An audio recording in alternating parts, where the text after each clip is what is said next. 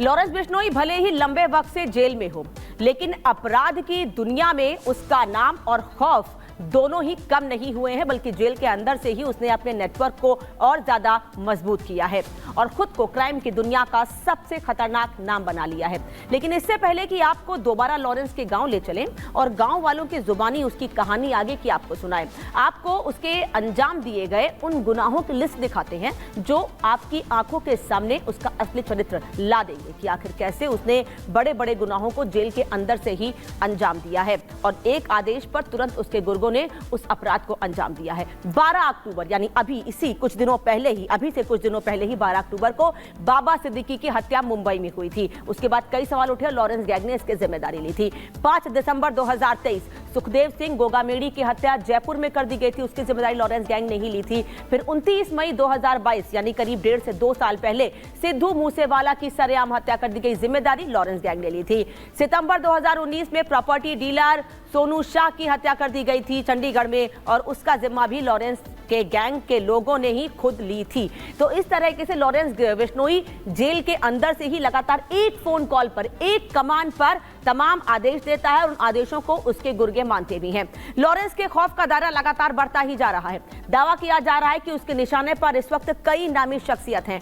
कौन कौन है वो लोग जो आपको हम बताते हैं कि जो इस वक्त लॉरेंस बिश्नोई और उसके गैंग के निशाने पर हैं। लॉरेंस के गैंग पर कई लोग हैं इस वक्त जो दावा कर रहे हैं कि उनको धमकियां दी गई हैं। उनमें सलमान खान का नाम तो है ही, ज़ीशान सिद्दीकी को आज एक बार फिर और सलमान खान को फिर धमकियां दी गई थी। बाल संत अभिनव अरोड़ा की मां का भी ये दावा है कि उनको भी लॉरेंस गैंग की तरफ से धमकियां दी गई हैं। हालांकि उन्होंने कई लोगों को लेकर शिकायत दर्ज कराई है, लेकिन लॉरेंस गैंग का नाम सामने आते ही सब चौंक गए हैं कि आखिर अभिनव अरोड़ा को लॉरेंस गैंग की ओर से अगर धमकी दी गई है तो क्या कहा गया है। हालांकि सलमान खान को लेकर लगातार काले हिरन मामले को लेकर धमकियां सामने आती रही हैं लॉरेंस गैंग की ओर से। ज़ीशान सिद्दीकी को इसके पहले भी कहा गया था कि जब उनके पिता की हत्या की गई थी उस वक्त भी ज़ीशान भी निशाने पर थे, लेकिन उनके पिता की हत्या को अंजाम देकर उसके गुर्गे वहां से फरार हो गए थे। लेकिन अभिनव अरोड़ा जो कि बाल संत हैं, उनका नाम सामने आने के बाद हर कोई चौंक गया है और यही सोच रहा है कि आखिर अभिनव अरोड़ा को क्या किस तरह से धमकी दी गई है और क्या उस धमकी में कहा गया। हालांकि उनकी मां का यह दावा है।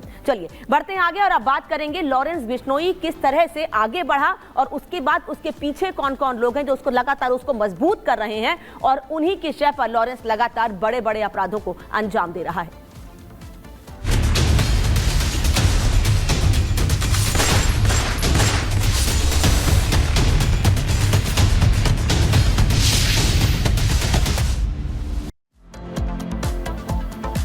गैंगस्टर लॉरेंस बिश्नोई का नाम कई शख्सियतों की हत्या में आया है, लेकिन बिश्नोई गैंग का सरगना लॉरेंस सबसे पहले तब अचानक सुर्खियों में आया जब सलमान खान पर काले हिरन के शिकार का आरोप लगा और उन्हें जान से मारने की धमकी दी गई।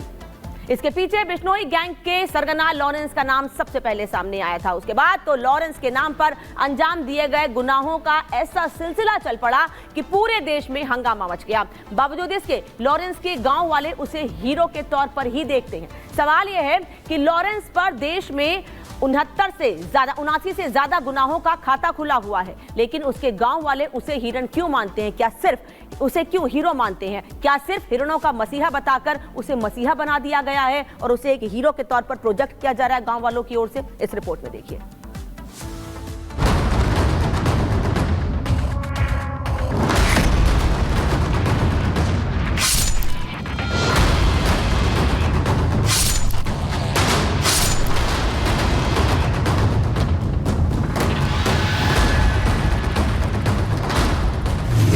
टी गैंग को चुनौती देने वाला गैंगस्टर लॉरेंस बिश्नोई दुतारावाली में एक खाते पीते किसान परिवार से आता है। उसका परिवार मुख्य तौर पर यहाँ खेती ही करता आया है। आज भी उसके परिवार के नाम यहाँ सैकड़ों एकड़ जमीनें मौजूद हैं, लेकिन लॉरेंस का सिक्का जैसे जैसे जुल्म की दुनिया में जमता गया, उसके अपने परिवार की जड़ें पुश्तैनी गांव से खिसकती गईं, लेकिन दुतारावाली में उसका पुश्तैनी मकान आज भी मौजूद है। पंजाब की राजधानी फाजिल्का जिले के दुतारावाली गांव में हम आ पहुंचे हैं और ठीक लॉरेंस बिश्नोई के घर के सामने हम खड़े हैं।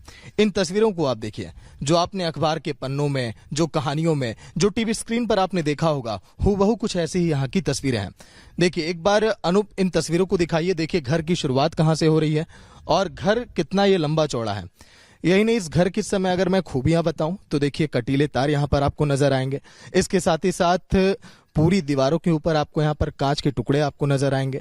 कहा यह भी जाता है कि ये जो आप ऊपर तार आप देख रहे हैं इसमें करंट दौड़ता है ताकि कोई भी जो है अंदर यहाँ पर दाखिल ना हो सके। सिक्योरिटी गार्ड्स भी यहाँ पर लगे रहते हैं। माता पिता घर के अंदर हैं जो अब आज के समय नहीं चाहते कि किसी से बात करें। वो माता पिता जरूर टूट जाएंगे जिस घर के बच्चे पर तमाम आरोप लगे।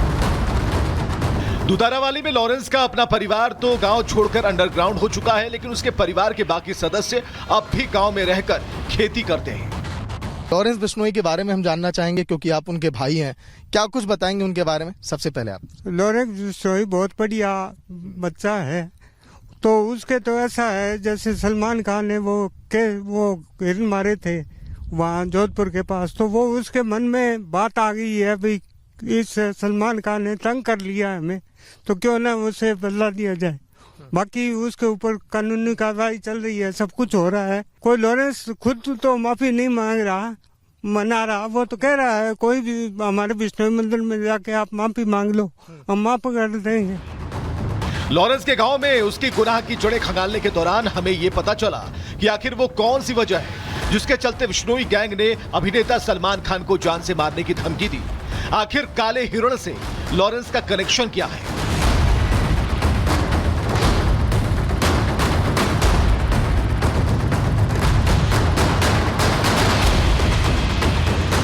खेतों में काम करते हैं, हम किसान लोग हैं।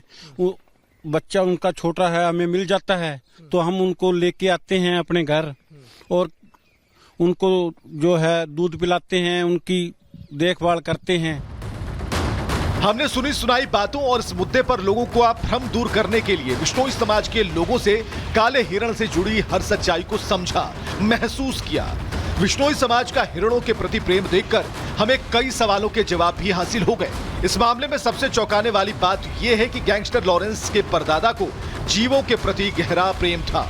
इसके चलते करीब 100 साल पहले उन्होंने एक बड़ा आंदोलन चलाया था जिससे जुड़ा एक मंदिर भी गांव में मौजूद है। तो इस समय बिश्नोई चौक पर हम खड़े हैं।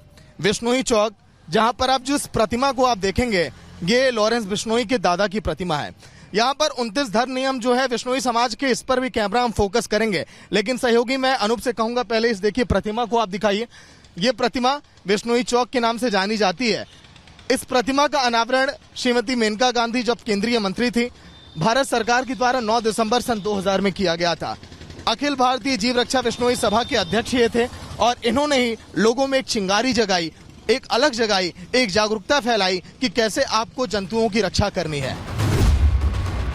बहरहाल देश विदेश में खौफ के इस नए चेहरे की दहशत हर दिन बढ़ती जा रही है। देखने वाली बात यह होगी कि बेजुबानों की रक्षा की कस्में खाने वाले इस डॉन के साथ कानून कैसे निपटता है। Bureau report, Republic Bharat. तो गांव से रिपोर्ट हमने आपको दिखाई लॉरेंस बिश्नोई की, उनके परिवार से, उनसे जुड़े लोगों से भी बातचीत हमने लगातार की है। लेकिन मुंबई से दाऊद और उसके गुर्गों का नाम पुलिस ने खत्म जरूर कर दिया है। जो खौफ उसका बना हुआ था उस खौफ को जरूर खत्म कर दिया गया है। दाऊद और उसके गुर्गों का डर और उसका नाम पहले ही मिटा दिया गया है। लेकिन सवाल यह है कि क्या अब दाऊद की जगह गैंगस्टर लॉरेंस खुद को जुर्म की दुनिया का बेताज बादशाह साबित करना चाहता है? आखिर जेल में बैठकर कैसे अपने नेटवर्क को ऑपरेट और मजबूत कर रहा है लॉरेंस? आखिर मकसद क्या है उसका? यह शक इसलिए गहरा रहा है क्योंकि लॉरेंस की क्राइम कुंडली दाऊद से बिल्कुल मेल खाती है। हम ऐसा क्यों कह रहे हैं ये भी समझ लीजिए। दरअसल पहले दाऊद इब्राहिम की बात करें तो दाऊद इब्राहिम के क्राइम, लूटपाट और फर्जीवाड़े से उसके अपराध की शुरुआत हुई थी, अपराध जगत में एंट्री की शुरुआत हुई थी। और लॉरेंस की शुरुआत भी कुछ ऐसे ही हुई थी, मारपीट और धमकी के मामले से शुरुआत हुई थी और धीरे धीरे मामला बढ़ता चला गया और अपने पैर पसारता चला गया अपराध की दुनिया में लॉरेंस बिश्नोई। दाऊद इब्राहिम की बात करें तो छोटा राजन के साथ मिलकर नेटवर्क को बड़ा किया था, लेकिन लॉरेंस बिश्नोई ने कनाडा में बैठे गोल्डी बरार से मिलकर अपने नेटवर्क को और मजबूत किया है। दाऊद इब्राहिम 500 से ज्यादा गुर्गों के साथ खुद को मजबूत करता रहा था, लेकिन लॉरेंस बिश्नोई उससे 2 कदम आगे है। उसने 700 से ज्यादा क्रिमिनल जोड़कर अपने गैंग को मजबूत बनाया है। दाऊद इब्राहिम फिरौती वसूली में कमाई करता था और वही स्थिति लॉरेंस बिश्नोई की भी है।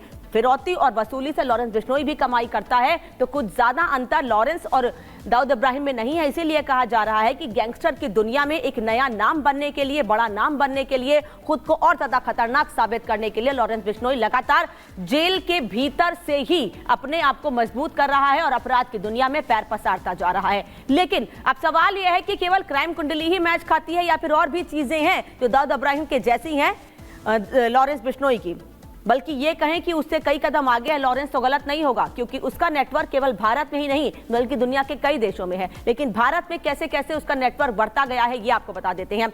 दरअसल बिहार, महाराष्ट्र, पंजाब, गुजरात, उत्तर प्रदेश, हरियाणा, ये कुछ ऐसे जिले हैं जहां पर लगातार खुद को लॉरेंस बिश्नोई मजबूत करता गया है और इसके बाद अब विदेशों में भी उसका नेटवर्क तगड़ा होता जा रहा है। यही वजह है कि कनाडा में बैठे गोल्डी बरार से संपर्क में आने के बाद वो अपने आप को गोल्डी बरार के साथ मिलकर खुद को और अपने गैंग को लगातार बड़ा करता जा रहा है और उसके एक इशारे पर हत्या जैसी वारदात को अंजाम दे दिया जाता है और कोई भी उसके खिलाफ बोल नहीं पाता है। किसी की बोलने की हिम्मत नहीं होती है कि अगर उसके खिलाफ बोलता है तो उसे भी फोन कॉल पर जान से मारने की धमकी दे दी जाती है।